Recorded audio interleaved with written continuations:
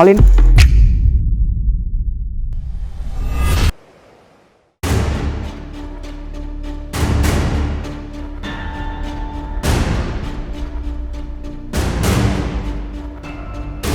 ตอนนี้นะครับเราก็เข้ามาอยู่ในรายการเมนอีเวนต์แล้วเริ่มไปแล้วก็ตอนนี้มีประมาณ70คนว่าผมคิดว่าจบรายการนี้น่าจะมีประมาณ100คนสิ่งที่คาดหวังก็คือแชมป์นะครับอยากถือถ้วยที่นี่ไปลุยตื่นเต้นแล้วก็ถ้าได้แชมป์นะครับก็จะมีข้างบนว่า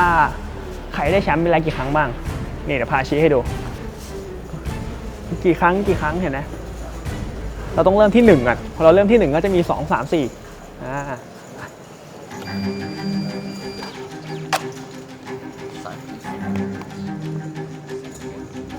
4thank you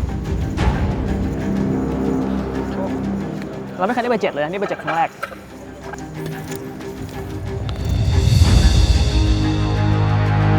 เราก็เข้ามาอยู่ในรายการ Main Event Python เรียบร้อยแล้ว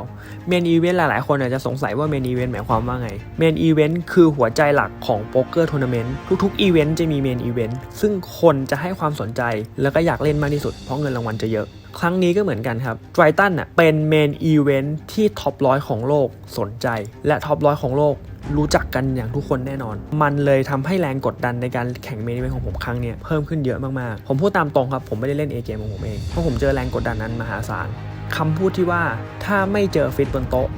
เรานั่นแหละคือฟิชครั้งนี้ผมมองหาใครไม่เจอเลยแต่ผมต้องพยายามทนครับผมรู้ว่าผมเสียเปรียบคนอื่นผมพยายามทนและผมพยายามหาจุดอ่อนของคู่ต่อสู้ให้เจอแต่คู่ต่อสู้ที่เราเจอแข็งๆทั้งนั้นเลยเป็นโปรซอยซ่าฟิโดโฮเมเทออสโพนาคอฟกระดูกเบอร์ใหญ่ๆทั้งนั้นเลยเราเลยต้องพยายามหาให้เจอครับและต้องพยายามนั่งทนจนพักเพื่อกลับมาเล่นเกมของเราให้ได้แพ้ฟิปอันหนึ่งคือผมไม่ชัวร์ก็รอหลังเบรกครับหลังเบรกมาผมก็คลายความกดดันมากขึ้นผมพยายามเล่นเกมของตัวเองครับแต่ก็ยังไม่มีไพ่เล่นจนเหลือช็อตสแต็กจนได้แต่ผมต้องหาวิธีรอดตายให้ได้ครับ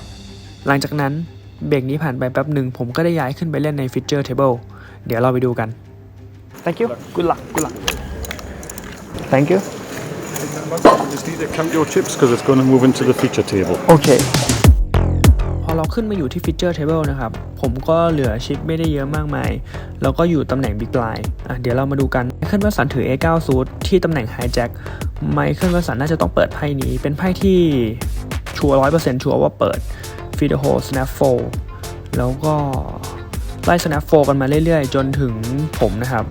ผมถือ85 off suit มีอยู่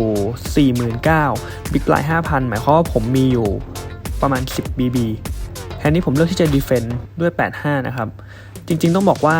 อาจจะ defend ด้วย 86 ดีกว่า 85 มันน่าจะไม่ได้ดีขนาดนั้นแต่แทนนี้เราเลือกที่จะ defend เข้ามาแล้ว flop ก็เปิดมามี 5-5-2 เวนโบนะครับเราติดทริปผมเลือกที่จะเช็คให้ไมเคิล วัตสันเล่นเพราะจุดนี้คือเขาจะซีเบตด้วยหลายแฮนด์มากๆเลยที่อยากให้เราโฟลเพราะแฮนด์นี้จริงๆเราจะโฟลทุกไพ่ที่เป็นไพ่กลางๆแบบ6 7 7 8เราจะต้องโฟลเกือบทุกครั้งเลยนะครับหรือแบบ18อะไรอย่างเงี้ยไมเคิล วัตสันเลือกที่จะซีเบตน้อยมากๆนะครับ 15,000 ใน 45,000 ประมาณ 33%แต่แฮนด์นี้จริงๆเราติดทิปแหละแต่ผมเลือกที่จะไม่เรสเขานะครับเพราะว่าเราไม่อยากให้เขารู้ว่าเรามีไพ่ดีแล้วเลือกที่จะคอแล้วพยายามสโลว์เพย์เพราะเราไม่ค่อยกลัวอะไรแล้วครับตอนนี้เรามีชิปน้อยด้วย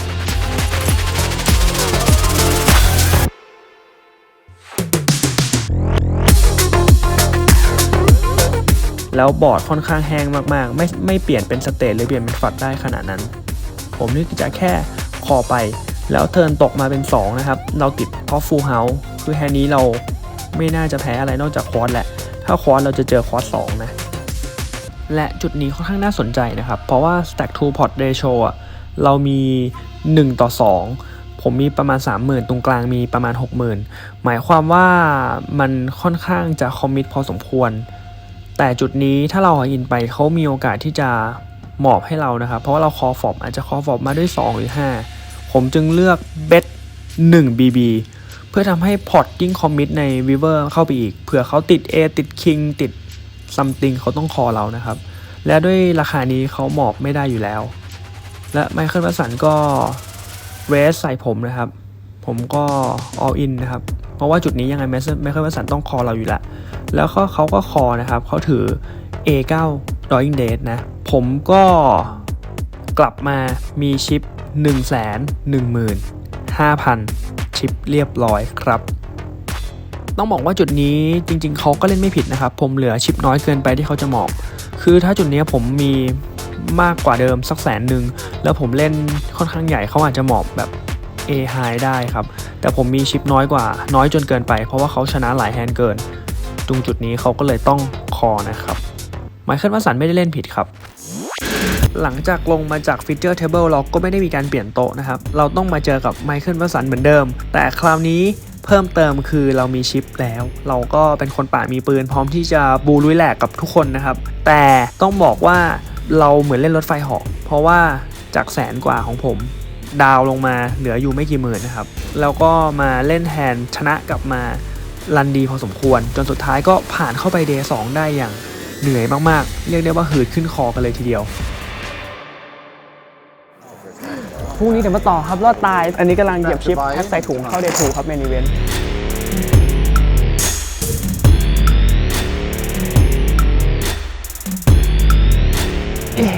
เข้าแล้วครับตื่นเต้นคือแบบมันพุ่งไปขึ้นไปเหนื่อยอ่ะแบบว่าเล่นเหนื่อยพรุ่งนี้เจอกันไป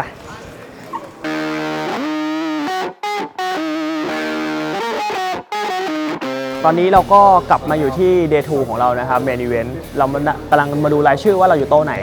โต๊ะ 5 ครับสู้ๆไปครับลุย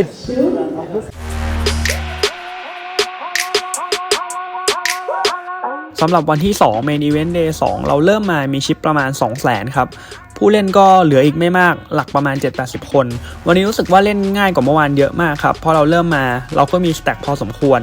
แล้วก็มีไพ่บางไพ่ที่ปกติถ้าเราชิปน้อยเราจะเล่นไม่ได้ต้องเปิดall inแต่ตอนนี้ผมก็เปิดเล่นได้ครับแล้วก็มีจังหวะที่ผมถือ A9 ไปเจอจัสตินโบโดโมเขาถือแจ็ค9นะครับมีการall inกันเกิดขึ้นผมคิกเกอร์ใหญ่กว่าแล้วก็กินไปครับตอนนี้เราก็เข้ามาอยู่ในช่วง50คนสุดท้ายนะครับจาก135คนคือรอบนี้น่าจะเป็น Triton Main Event ที่รางวัลใหญ่ที่สุดนะครับที่2ก็2ล้านอ่ะน่าจะเกือบเท่าที่1รอบที่แล้วเลยเพราะที่1รอบที่แล้วที่ไซปรัสมัน2ล้าน6ตรงนี้นี่คือ3ล้าน2อ่ะโคตรเยอะ100 กว่าล้านเดี๋ยวไปลุ้นกันต่อใน TV Table ครับ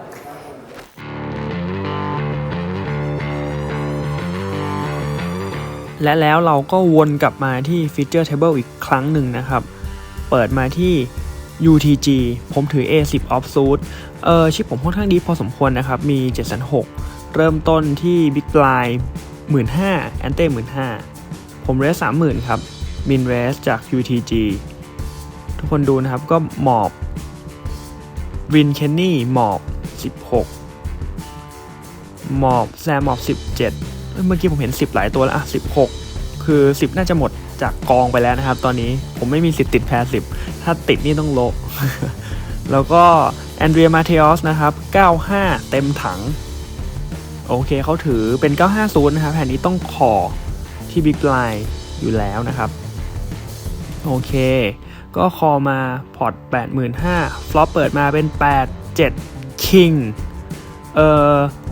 แอนเดรียมาเทอสนะครับมีกัตช็อตเป็น6แล้วก็แบ็กดอร์ฟัดนะครับถ้าตกไดมอนด์ที่เทิร์นเขามีแบ็กดอร์ฟัดเขาเลือกที่เช็คนะครับบิ๊กบายต้องเช็ค 100% อยู่ละผมต้องซีเบทนะครับด้วยราคาเบาๆ1ครั้งนะครับเช็คว่ามีอะไรหรือเปล่าคือจุดนี้สมมุติเขามีแบบไพ่ที่ไม่เกี่ยวเลยแบบ3-4ซูทแจ็ค6ซูทอะไรแบบมันเล่นต่อไม่ได้นะครับหรือว่าแบบไพ่ที่ไม่เกี่ยวข้องบิ๊กบายต้องโดนบังคับหมอบเยอะแต่ตรงนี้คือเขาดันเกี่ยวไงแล้วประเด็นคือเป็นคีย์สำคัญด้วยนะครับ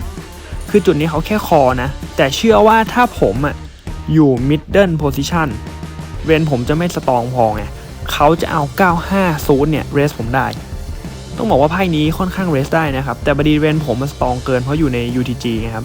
ไพ่ผมก็จะมีแบบเปิดด้วยคือคิงขั้นต่ำผมที่ผมมีคือคิง10แล้วก็มีไพ่แบบที่ผมเล่นต่ออย่างแบบคู่ควีนหรือแบบ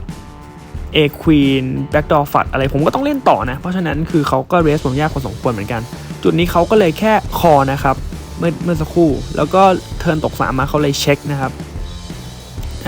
พูดถึงตอนเทิร์นแฮนด์นี้ก็เขาอยากให้ผมเช็คนะเพราะเขาอยากลุ้น6ฟรีนะครับแต่จุดเนี้ยผมคิดว่าเขาคอฟลอปมามีอะไรบางอย่างไงผมก็เลยต้องบลัฟต่อที่เทิร์นนะครับเขาก็ snap 4เรียบร้อยนะครับ snap 4ไปผม take pot นะครับเริ่มต้นแฮนด์นี้กันที่แอคชั่นของบรินเคนนี่นะครับเรดด้วย90 UTG แซมคอได้ King Queen ที่ Hijack นะครับแล้วผม Defend Big Blind ด้วย97ซูทที่ Big Blind ก็แฮนด์นี้ก็เป็นไพ่ดรอกันทั้งหมดทุกคนนะครับฟลอปเปิดมาเป็น A แจ็ค5ผมมี Flush Draw นะครับวินมี Backdoor ฝัด Backdoor State แซมมีกัดช็อตต้องบอกว่าทุกคนดรออยู่หมดเลยนะครับไม่มีติดอะไรแต่ว่าแวนบินได้เปรียบนิดนึงเพราะว่าบินอยู่ UTG ก็จะค่อนข้างมี A เยอะหน่อยนะครับตรงนี้คือเขามีโอกาสบลัฟได้ด้วยนะคือเพราะว่าเขาเข้าเรนเขาแต่ว่าถ้าสมมุติแซมมีไพ่ดรอก็ต้องคออยู่ดีเพราะว่าจุดนี้แซมที่คอไพ่เนี่ยจะมีไพ่ดรอฝัดดรอกัดช็อตสเตทเยอะจริงๆบินก็เลยเลือกเล่นเซฟนะครับผมเข้าใจตรงนี้ว่าทำไมเขาถึงเล่นเซฟคือกะว่าถ้าเทิร์นไม่มีตัวอะไรให้ดรอก็ไม่เล่นต่อแล้วก็หวังให้แซมเช็คนะครับจริงๆจุดนี้แซมบอกว่าแซมไม่มีอะไรแซมเบทเพื่ออยากให้คนอื่นหมอบนะครับผมก็เข้าใจแซมนะจริงๆแซมตรงนี้เล่นก็ถูกถ้าตกแจ็คมาเล่นต่อได้ตกดอกจิกมายิงต่อได้อีกทีนึงนะครับเพราะว่าแซมก็จะมีsecond nut ฝัดกลับมาที่ผมนะครับแพนปัจจุบันตอนนี้ผมถือ97จริงๆตรงนี้ผมอยากเรสมากๆเลยนะถ้าเล่น2คนนะแต่ประเด็นคือมันติดที่บินไงเพราะว่าถ้าสมมติผมเรสไปบินแจมผมทำอะไรไม่ได้เลยนะผมต้องหมอบฝัดดอผมอะคือตรงนี้ผมก็เลยแค่คอนะครับเพราะว่าบินเขามีโอกาสเรสผมกลับอีกทีนึงนะเช็คเรสค่อนข้างสตรองมากแต่บินโฟนะครับวินเคนนี่โฟทำให้ผมเหลือกับแซม2คนนะครับผมเคยเอา 3-4 ไปเช็คเรสบัฟแซมครั้งก่อนครั้งนี้ก็ดูต่อครับก็เทิร์นออกมาเป็น4หัวใจนะครับคือถ้าบินเข้ามาเนี่ยสนุกเลยเพราะว่าเขามีฝัดดอผมก็มีฝัดดอคนละสีนะแล้วก็ตรงนี้นะครับคือถามว่าจุดนี้ดองได้ไหมก็เหนื่อยได้แต่ว่าเหนื่อยอยู่นะครับเพราะว่าแต่จริงๆ4ก็ติดเรนเรามีแบบ A4 A5 แต่บางครั้ง A4 A5 เราทรีเบสพรีฟอร์มนะครับจุดนี้ผมเลือกเล่นง่ายนะผมเลือกเช็คดีกว่าเพราะว่าจริงๆแล้วถ้าเขาเช็คก็โอเคเล่นต่อได้ดูไพ่ฟรีวิเวอร์ถ้าผมติดฝัดผมโอเวอร์เบสได้นะครับคือจริงๆกะว่าจะไปบัฟวิเวอร์อยู่แล้วก็ตาแซมนะครับแซมคิดแต่จุดเนี้ยแซมมีไพ่ในสำหรับผมนะแซมมีไพ่ดรอค่อนข้างเยอะเพราะว่าได้เป็นไพ่ดีแซมจะทรีเวสพรีฟอร์มแล้วถูกไหมครับแซมเลือกที่จะเช็คอีกทีหนึ่งนะครับแล้วก็คิงตกที่วิเวอร์นะครับคือเข้าตัวแฮนด์นี้แซมมีบล็อกนัทฟลัชนะครับโอเคมาถึงตาผมก็นั่งคิดอยู่พอสมควรครับคือแฮนด์นี้ผมไม่มีโชว์ดาวแล้วคือถ้าเช็คไปแพ้แน่นอนคือต่อให้เขามีควีนไฮผมก็แพ้คือแฮนด์นี้ต้องทำอะไรไม่ได้นะครับคือต้องบลัฟอย่างเดียวแหละแต่ผมคิดอยู่ว่าจะบลัฟเท่าไหร่ดีเพื่อให้หลุดนะครับก็ผมก็ยิงใส่นะครับ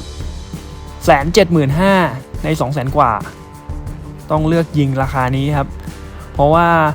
ถ้ายิงน้อยเกินไปผมว่าถ้าแซมแบบถือผมสมมุตินะถือ A แบบกากๆมาอาจจะคอผมหรือจริงๆผมว่าแซมอาจจะถือแบบ King Queen ก็เหนื่อยอะถ้าสมมุติคอราคานี้ก็เหนื่อยหน่อยเพราะผมมีแบบ A สมมุติผมเป็น A ฝัดดอซื้อฝัดมาไม่ติดผมยิงบล็อกไปราคานี้ก็เป็นไปได้นะครับคือถ้าสมมุติผมยิงใหญ่กว่านี้ยิงพอร์ตอะไรอย่างเงี้ยหรือ Overbet อะมันจะเหมือนผม represent ว่า Queen 10 represent Flush แต่ตอนนี้ผมไม่ได้บล็อกอะไรเลยไงคือหมายความว่าผมเลือกเบทบล็อกให้แซมแบบรู้สึกว่าผมมีแพรดีกว่าเบทใหญ่แล้วรู้สึกว่าผมติดของใหญ่เพราะว่าจริงๆมันเชื่อยากไงเพราะว่า King มันตกมา improve แค่ state improve แค่ backdoor flush คนส่วนมากก็จะไม่เชื่อตรงนี้นะครับผมเลยเบทราคานี้ให้เขาเชื่อว่าผมมี A หรือไม่มี A ถ้าจะจับบลัฟคือจับบลัฟผมเพราะว่าผมไม่มี A แค่นั้นนะครับและอีกอย่างหนึ่งคือถ้าสมมุติเราเบทใหญ่อะโดนคอหนึ่งแล้วเราก็เสียเยอะเราก็เลยคิดว่าเบทราคานี้น่าจะเหมาะสมที่สุดนะครับและน่าจะทำให้เขาเชื่อได้มากที่สุดโอเคแต่แซมจริงๆถามว่ามีโอกาสคอไหมแซมมีตัวถ้าผมเบทใหญ่จริงดีที่ผมเบทน้อยนะเพราะผมเบทใหญ่มาแซมมีบล็อกเกอร์นัดฟัดเขาไม่เชื่อเขาอาจจะคอผมก็ได้ก็แฮนด์นี้แซมก็คิดอยู่นานพอสมควรนะครับแล้วก็เลือกโฟให้ผมนะครับแฮนด์นี้ก็ถือว่าเทคพอร์ตค่อนข้างใหญ่ไปโอเคครับตอนนี้เหลือ35คนมีชิปประมาณ1.7 นิดประมาณล้านสี่ล้านสามล้านสี่นะครับแล้วก็แฮนด์สุดท้ายผมมี flush draw ที่ flop แล้วก็เช็คคอทีนึงเขาก็มี back draw ฝัดเหมือนกัน on the turn เรามีแอร์กันทั้งคู่แต่เขามี king high ผมเช็คเขาเช็คจริงๆผมกับจะเมื่อกี้ถ้าเขาเบสเนี่ยไม่รู้ว่าราคาอะไรถ้าสมมติเบสไม่แรงผมอาจจะคอวิวเวอร์ต่างคนต่างมิสนะครับไม่มีใครติดอะไรแล้วก็ผมเลือกที่จะ bluff ครับเพราะว่าถ้าไม่ติดอะไรถ้าสมมติเราเช็คโชว์ดาวก็ไม่ติดแต่โอเคเราเสียไป 40,000 กับพรีฟอปจริงๆอาจจะเช็คก็ได้แต่เราไม่มีโชว์ดาวเราก็ bluff เพื่อผ่านแล้วก็ผ่านครับคือเราคิดว่าหลังจากนี้คงจะ bluff แซมให้น้อยลงมากๆเพราะว่าเขาน่าจะรู้แล้วว่าผม bluff เยอะพอสมควรหลังจากที่ผมเล่น Feature Table นะครับก็มาถึงช่วงสุดท้ายของ Main Event กันแล้วซึ่งเหลือคนน้อยมากๆเรียกได้ว่าอีก 4-5 คนเราก็ in the money ละตอนนี้เริ่มมี ICM เข้ามาเกี่ยวข้องแล้วนะครับคนชิปเยอะเริ่มมีการกดดันคู่ต่อสู้มากยิ่งขึ้นและแฮนด์นี้เป็นแฮนด์สำคัญที่ผมมาเจอกับแอนเดียมาทีออสอีกรอบหนึ่งซึ่งผมเพิ่งจะชนะเข้ามาหมาดๆบน Feature Table ด้วย A10ซึ่งเขาถือ 95 แล้วผมไปบลัฟเขามาถ้าเขาได้ดูวิดีโอย้อนหลังเขาน่าจะเห็นว่าผมบลัฟเขานะครับไม่รู้ว่าแฮนด์นี้เขาจะมีแรงแค้นผมเพื่อจะมาเอาคืนหรือเปล่าเดี๋ยวไปดูแฮนด์นี้กันครับ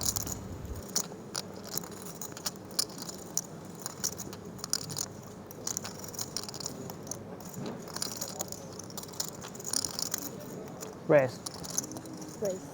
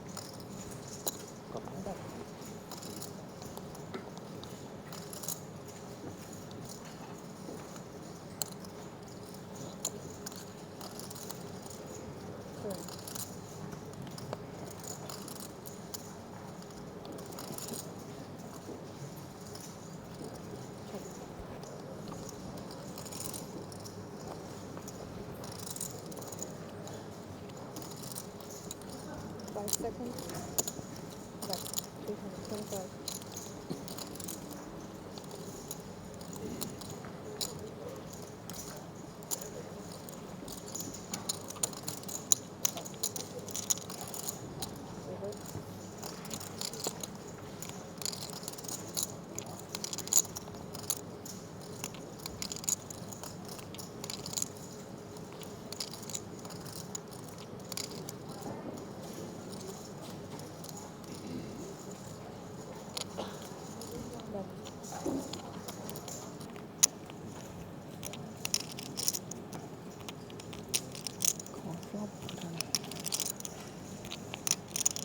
Nine. Turn on river. 5 seconds.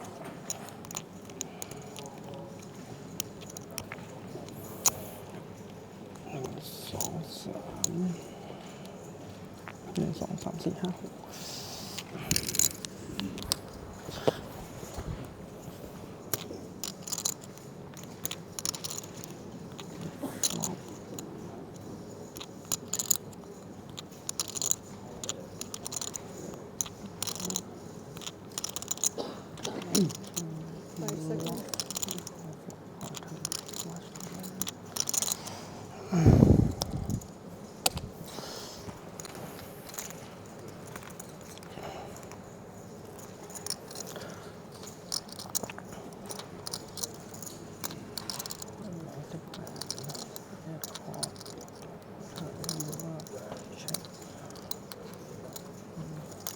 Draw flash. 5 seconds.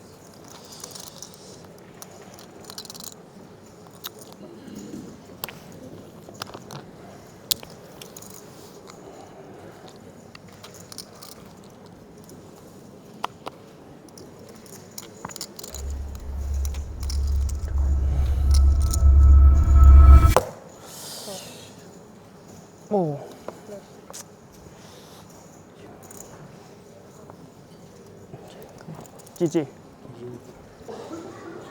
ไม่เชื่อว่าติดแบ็กดอร์ฟัดพี่บุญนัทคอปะเขาเปิดผมฟรีเบสเขาคอฟลอป A 89ฟลัดดอผมเบสเบาเขาคอผมเบส25%เขาคอเทิร์นเบส40เขาคออีกทีหนึ่งวิลเบอร์เบิร์น9ผมให้ไพ่ดอหลายไพ่คอมาไง ไม่เธอเราทำไมไม่เช็ควะ อะไรนะ เธอไม่เช็ควะ เทิร์นผมเบสเบาเพราะวิลเบอร์อยากให้เขาเช็คเพราะว่าถ้าสมมติเทิร์นผมเบสวิลเบอร์เขาเช็คไง ไม่จำเป็นแต่ว่าดูเช็คเขาก็เช็คถ้าเกิดว่าเขามีคู่แข่งคู่แจ็คอะไรไม่แล้วลิเวอร์เขาน้องแจมอ่ะ ดองแจมใช่ไม่เมคเซนเลยผมคิดว่าแบ็กดอร์ฟัดอะที่ดองแจมได้อย่างเดียวแล้วแบ็กดอร์ฟัดคือแบ็กดอร์ฟัดดองแจมได้อย่างเดียวเว้ยถูกป่ะแล้วผมแพ้แค่แบ็กดอร์ฟัดแล้วผมแบบ แต่ว่ามันจะคอ 40% ได้มันได้แบบแจมมีโพดำปะ ไม่มี ไม่มีที่หมอ ใช่เหรอ คอที่ตรงนี้ เมื่อกี้คิดว่าโอเคผมอ่านว่าเขาไม่มี A เพราะมี A เขาไม่เมคเซนเขา เขาไม่ต้องแทนเองแล้ว ใช่ แต่ว่าเขามีฝัดกับ 9เขามี9อะไร90โอเค90คอฟอบคอเทิร์นเหรอ90ไม่คอฟอบคอเทิร์น แต่ว่าเต้นต้องอย่างน้อยมีบล็อกเกอร์อ่ะแบบ เข้าใจ เข้าใจว่าเต้นแบบ เข้าใจ มันก็ต้องมีอ่ะแบบ เข้าใจ เพราะจริงสปอร์ตนี้เขาไม่ได้แบบดูดีคอเทิร์นดูได้หรอกที่เขามีเอโค้ดเช็คไว้ เข้าใจผมว่าจริงๆอ่ะฟลอปเขาอิมพูฟอะไรสักอย่างดอเพราะเขาก็ช็อตฟัด อีกอย่างหนึงที่ ก็ เขา ช็อต อาจ แบ็ จะ กด เล่ อน ฟัด ทางตรงนี้ได้นะคือเซต8เพราะว่าเขากลัวเต้นเช็คแบ็คเขาไงเพราะว่าโพดำมา ใช่ เขาอาจจะ จริงๆผมแพ้ไม่กี่แฮนด์เองแบ็กดอร์ฟัดกับเซต8ถูกป่ะแล้วจริงๆคู่9เขามีควอด9ซึ่งแบบ A9 โอเคผมตายในทรงอ่ะ A9 เขาเช็ควิเวอร์อยู่แล้วผมคิดว่าผมแทบไม่แพ้อะไรเลยยกเว้นรออ่ะถูกป่ะแม่งรอติดอ่ะคือเมื่อกี้เรา แต่เมื่อกี้คือเป็นพี่อันหนึ่งคือมันสตาร์ทด้วย2คือมันไม่ใช่แบบเต้นต้องเข้าใจว่าเต้น4เวทไปแล้วใช่ไหมเทิร์นตกเราไม่มีบอสชายที่คอเราแต่ว่าเราเช็คมันไม่ใช่เขาจะบัฟเราได้เว้ยเพราะว่าเขาจะบัฟแจ็ค10อ่ะแต่ถ้าเขามีคู่แจ็คคู่แหม่มคู่10ที่ก็ยังอีกเลยครับเขาก็จะเช็คเขาก็เช็คแล้วก็คิดว่าแล้วเต้นอยากมีสตาร์ทเพราะว่ามันเหลือ6คนทูมันนี่ไง ใช่แต่เมื่อกี้สแต็กผมนับดูแล้วผมเหลืออยู่มัน ไม่ตอนเทิร์น กว่า ตอนเทิร์น เข้าใจแต่จริงๆพอเทิร์นผมน่าเช็คว่ะ ใช่เช็คที่เก็บสแต็กไว้ถูกไหมถ้าเกิดมันเป็นริเวอร์แบบยังคอยยังอยู่อ่ะแล้วก็มันโอกาสที่มันจะเช็คก็เยอะ ใช่ ไม่เป็นไร จริงๆเมื่อกี้ผมว่าจริงๆผมเบสเทิร์นเพราะว่าอยากให้เขาแบบเช็คโชว์ดาววิเวอร์ แต่อย่างนั้นเราเบสด้วยไพ่ที่อาจจะคอร์เวอร์สำหรับไพ่แบบ A ดีกว่าใช่ป่ะ A เข้าใจ แล้วก็เช็ค snap เช็คริเวอร์ ใช่ตอนนี้ตกแล้วครับเศร้ามากเลยแฮนด์สุดท้ายมีคู่คิงมีสแต็กค่อนข้างดีฟนะผมมีประมาณ40 BB เมื่อกี้เล่น3 bet pot นะครับเขาเปิดจากไฮแจ็คผมคอคัดออฟแล้วก็ฟลอปเป็น A แล้วก็มีดรอ98เป็นตัวดรอเพราะว่าแผนเขาผมคิดว่าแฮนด์เขาน่าจะมีแบบแจ็ค10ควีน10ซูทอะไรซัมติงที่เป็นซูทนะครับโอเคเขาเช็คผมเบสฟลอปเขาขอมาเทิร์นเป็นไม่ค่อนข้างไม่ค่อยเกี่ยวแต่ฟลอปอ่ะมันเป็นดรออยู่แบบหลายดรอมากเลยแบบกัตช็อต10ควีนแจ็ค10อะไรพวกนี้ครับแล้วก็มีโอเพนเอ็นแบบที่เขาคอมาด้วยหลายๆแฮนด์นะเทิร์นผมเบสอีกทีหนึ่งจริงๆจุดนี้เมื่อกี้คุยพี่เป็นนันแหละคิดว่าน่าจะเล่นผิดจริงๆผมอยากเบสเทิร์นที่อยากจะเบสเทิร์นเพราะว่าเบสเทิร์นให้เขาเช็ควิเวอร์แล้วก็โอเคแหละผมเบสไปเบสไม่ได้แรงมากปล่อยให้ไพ่ที่เป็นดรออยู่เข้ามาวิเวอร์นะครับตกแบ็กดอร์ฟัดเป็นโพดำอีกตัวหนึ่งคือมันเป็นหลำตัดโพดำวิเวอร์เป็นโพดำนะครับแล้วเขาโอเพนแจมคือตรงเนี้ยถ้าสมมติเป็นไพ่ที่ไม่ได้โฟร์เบสผมอ่ะเป็น A something อ่ะแบบ A king A queen อ่ะผมว่าน่าจะเช็คแล้วให้ผมเบสแล้วเขาคอถูกไหมแล้วก็ถ้าสมมติเป็นผมเลยคิดว่าเขาไม่มี A แน่นอนเพราะถ้ามี A เขาเช็คเพราะว่าผมเป็นฟรีเบสผมสตรองกว่ามี A king เขาไม่มี A king หมายความว่าตอนนี้ผมแทบไม่เขาไม่มี A เพราะถ้ามี A เขาเช็คผมก็เลยคิดว่าเฮ้ยแฮนด์ที่ไม่มี A มันจะมีอะไรบ้างวะก็เลยคิดว่าเขาอาจจะมีดรอที่บอร์ดวันนั้นคิดอยู่ดรอที่บอร์ดมีหลายคอมโบมากผมก็เลยคิดนะครับหมายถึงว่าแล้วบอร์ดที่ดรอมันไม่ติดไงคือถ้ามันตกแบบตัวอื่นอะตกแบบใกล้ๆอะแบบแจ็คหรือว่าตกเป็นควีนอะไรเงี้ยที่เราน่ากลัวอาจจะหมอบแล้วก็ถ้ามันตกเป็นหลำตัดผมหมอบเพราะว่าถ้ามันตกเป็นไดมอนด์ใช่ไหมเขาคอมพิวต์ฟลัดเขาอาจจะคอ2ทีด้วยฟลัดดรอแต่ประเด็นคือมันเป็นตกแบ็กดอร์ฟัดแล้วเราไม่เชื่อแบ็กดอร์ฟัดยากมากคือผมคิดว่าเขาไม่มี A แล้วถ้าเขาเป็นดรอแบบโอเพนเอ็นเขามีวิธีที่เขาจะรอดคือเขาต้อง all in เพื่อเพชเชอร์ผม maximum pressure ผมก็คิดย้อนไปย้อนมาปรากฏว่าเขาไม่มี A จริงครับผมรีดถูกแต่ว่าเขามีแบ็กดอร์ฟัดติดผมอาจจะต้องหมอบแผนนี้ถ้ามีคิงโพดำอาจจะคอเล่นยากผมทำให้ตัวเองเล่นยากที่เทิร์นแต่ว่าจริงๆจุดประสงค์ผมคือถ้าสมมติผมเช็คเทิร์นใช่ป่ะเขาดองวิเวอร์ผมคอยากมากเลยก็เลยคิดว่าถ้าจะเบสเทิร์นแล้วให้เขายอมเช็คที่วิเวอร์แต่เขาไม่ยอมเช็คที่วิเวอร์ก็แจมมาผมฮีโร่คอด้วยคู่คิงก็แบทคอครับจุดนี้ไม่ชัวร์เลยโอเคครับตอนนี้ก็ตกทัวร์นาเมนต์เป็นที่เรียบร้อยตกอันดับ25-26ใกล้อินเดอร์มันนี่มากอ่ะ แต่จริงๆถ้าสมมุติเราเหลือคนหนึ่งอินเดอร์มันนี่ผมคงหมอบแพนเนี้ยนี่มันยังอีกไกลผมอยากได้ชิปตอนนี้ตกเรียบร้อยแล้วครับหาข้าวกินดีกว่า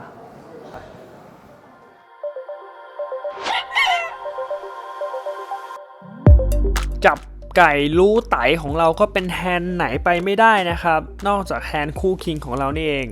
เริ่มต้นมาด้วยมาเทออสนะครับเขา Open Race ที่ Low Jack ด้วยราคาปกตินะครับผมคู่คิงนะครับก็เริ่ม 3 bet นะครับปกติแล้วถ้าสมมุติชิปเป็นชิป EV ไม่มี ICM จะ race ด้วย6ที่ประมาณ 6.6 หรือประมาณตอนนี้ Big Line ประมาณ 15,000-30,000 หมายความว่าผมจะ race แบบประมาณ 200,000 นะครับโอเคแต่พอเวลามันเป็น ICM หมายความว่าใกล้จะ in the money มากๆนะครับเราจะเริ่มปรับอันนี้คือไม่ ICM นะจะให้ดูว่าฉากจาก Low Jack เปิดอะไรบ้างแล้วว่า High Jack คือผมจะ 3 bet ด้วยอะไรบ้างจะเห็นว่าผมจะ 3 bet ตั้งแต่คู่5นะครับจนถึงคู่ไม่ใช่คู่5มีนิดนึงคู่6มีนิดนึงคู่7มีคู่8คู่9แล้วก็เริ่ม 3 bet เริ่มไล่ขึ้นไปเรื่อยๆนะครับแล้วก็จะมี 3 bet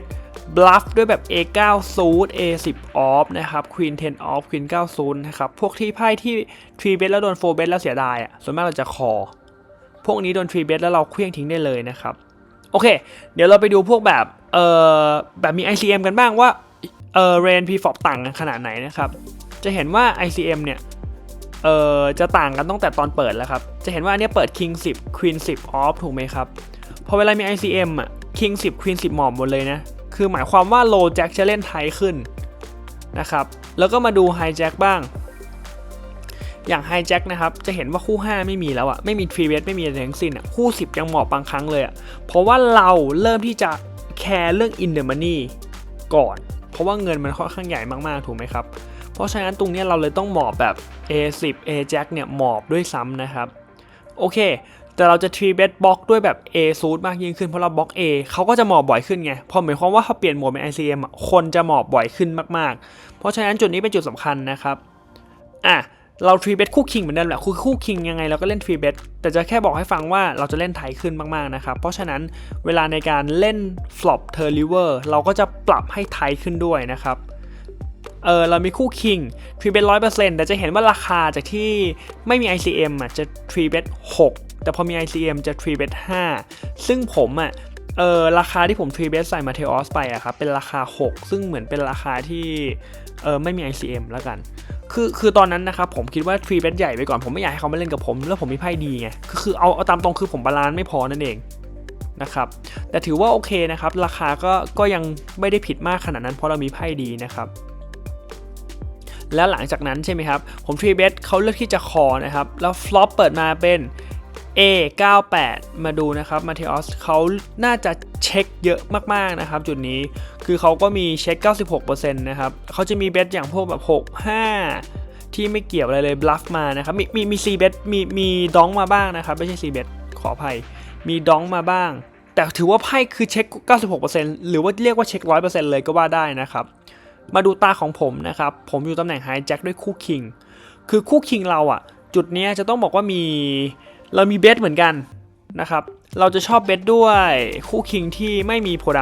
ำเราจะเบส 58% คือเราจะเบสมากกว่าคู่คิงที่มีโพดำแล้วเราก็เบสประมาณ 125,000 นะครับแต่ราคาที่ผมกดคือประมาณ 120,000 ถือว่าประมาณราคาไม่ต่างกันมากนะครับต้องเบสคู่คิงคือ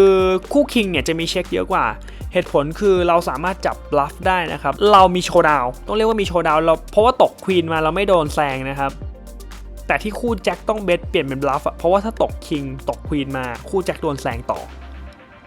เห็นไหมครับแล้วก็เราจะเบสด้วยทุก A นะครับทุก A ยกเว้น A เราจะไม่เบสนะครับเราจะชอบเช็คซะเป็นส่วนใหญ่แล้วก็เราจะเบสด้วยไพ่อย่างแบบคู่7คู่5คู่6ที่คู่8นี้ครับที่ไม่ค่อยมีโชว์ดาวนะครับแต่จะเช็คพวกโชว์ดาวแต่คิกเกอร์เล็กเช่น A6 A5 เป็นต้นนะครับแต่แฮนด์นี้ผมเลือกที่จะเบสนะครับด้วยคู่คิงก็ยังอยู่ใน GTO อยู่นะครับแต่ผมคิดว่าถ้าเป็น ICM ต้องแคร์เรื่องชิปมากขึ้นแฮนด์นี้น่าจะเช็คบ่อยขึ้นกว่าปกตินะครับโอเคไปถึงโลแจ็คตำแหน่งเขาบ้างนะครับเขาเลือกที่จะคอแน่นอนว่าเขาคอนะครับ เขาน่าจะคอด้วยหลายไพ่เลยทุก A เขาน่าจะคอผม แล้วเขาก็จะคอพวกแบบคอพวก flush draw นะครับแล้วก็ back draw ฝัดก็คอเนี่ยครับพวกฝัดดอส่วนมากเขาจะเลสผมนะแบบ open end ฝัดดอเลสกับกัตช็อตฝัดดอมีเลสกับมีคอบ้างแล้วก็มีกัตช็อตฝัดดอเหมือนกันก็จะมีเลสบ้างคอบ้างนะครับก็คือโซนพวกเนี้ยจะเป็นไพ่ที่เล่นต่อหมดเลยนะครับต่อให้ไม่ติดแพรแต่เรามีดรอมีกัตช็อตมีอะไรจะเล่นต่อหมดทุกไพ่เลยจริงๆแล้วก็มีพวกแบบไพ่พวกนี้นะครับที่เป็นฝัดดอแบ็กดอฝัดเนี่ยจะเล่นต่อหมดแต่ฝัดดอที่เป็นแบบ Open End State ฝัดดอจะเลสกับนะครับโอเคก็คือ Mix เขาจะคอด้วย A แล้วจะคอด้วยไพ่ดรอพอสมควรแล้วก็จะมีเลสกับบางแคนนะครับคือจุดนี้ที่เขาคอมาผมก็ยังคิดว่าผมมีโอกาสนำอยู่เหมือนกันแล้วที่เทิร์นนะครับเขาเลือกจะเช็คจริงๆ GTO ชอบให้เช็ค90%กว่านะครับเช็คทุกไพ่เลยก็จะมีเบสบ้างนะครับจะเบสด้วยไพ่ที่ก็คือมี Mix เลยมี A เบสบ้างมีแจ็ค10เบสบ้างมีหลายๆไพ่ที่เป็นดรอเบสบ้างนะครับโอเคเราไปดูไพ่ผมบ้างคือผมจุดเนี้ยณตอนนั้นนะครับต้องบอกก่อนว่า GTO ชอบให้เช็คคู่ King คู่ A คู่ Queen เช็คมากๆและยิ่งผมค่อนข้างมั่นใจเลยนะและยิ่งถ้ามี ICM ต้องเช็คให้บ่อยกว่าปกติด้วยเพราะเราต้องกลัวเสียชิปมากกว่าคือตอนนั้นน่ะในทฤษฎีที่ผมคิดผมคิดกับการคิดว่าถ้าผมเบสที่แฮนด์นี้ที่เทิร์นเขาน่าจะเช็คให้ผมที่วีเวอร์ก็เลยเลือกที่จะเบสนะครับแต่ถามว่าจริงๆแฮนด์นี้ผมไปคุยกับพี่ปุณณัทมาแล้วก็ต้องเช็คที่เทิร์นเหมือนกันนะครับคือต้องเช็คคู่คิงแน่นอน100%ต้องเช็คจุดนี้คือจุดที่ผมเล่นผิดจริงๆนะครับที่ไม่ได้เช็คคู่คิงแต่ถามว่าถ้าสมมุติเป็นชิป EV ไม่มี ICM ล่ะเรามาดูกันนะครับว่าคู่คิงเบสเพราะว่าคู่คิงที่เบสเป็นคู่คิงที่เป็นไพ่ผมด้วยนะเพราะเราไม่มีโพดำเราเบสเพื่อให้คือคอนเซปต์น่าจะอยากเบสเพื่อให้เขาเช็คให้เรารีเวิร์สแล้วเราเช็คโชว์ดาวน์นะครับจุดนี้โอเคพอผมเบสไปนะครับแล้วตรงนี้เราถามว่าเราบลัฟด้วยไพ่อะไรบ้างเราก็จะมีแบบ King 9นะครับที่เราบลัฟแล้วก็จะมีเป็น King 9ที่ไม่มีแบ็กดอร์ฟัดด้วยนะเราบลัฟเพราะว่าถ้าสมมติเราบลัฟด้วย King 9ที่มันมีแบ็กดอร์ฟัดติดมาโคโพดำจะค่อนข้างเสียดายนะครับเหตุผลคือเพราะว่าถ้าสมมุติเขาเรสกลับมาตัวนี้ต้องหมอบเราคอดีกว่านะครับแต่เราจะบลัฟพวกแบบว่า King 9ที่ไม่มีหลามตัดและไม่มีโพดำนะครับแล้วก็จะเป็นพวกแบบคู่5จะบลัฟต่อกับพวกแบบบางไพ่อย่างคู่แจ็คอะไรอย่างงี้นะครับโอเคแต่ผมเลือกเบสที่คู่คิงไปตัดภาพกลับมาที่โลแจ็คนะครับโลแจ็คของเราถามว่าจะคอเล่นต่อกับอะไรบ้างจุดนี้เขาจะคอเล่นต่อกับไพ่ดอนะครับที่ผมพูดก็คือทุกดอไม่ว่าจะเป็น Open End ปกติเป็น10แจ็คก็ยังคออยู่10แจ็คดอกจิกก็ยังคออยู่ทุก10แจ็คที่เป็น Open End คอหมดทุกควีนทุกควีน10ต้องบอกว่าควีน10หมอบครึ่งนึงพาร์ทที่ไม่มีฝัดดอจะหมอบแต่พาร์ทที่มีฝัดดอจะไม่หมอบนะครับคิง10ที่มีฝัดดอก็จะไม่หมอบแล้วก็จะมีพวกควีน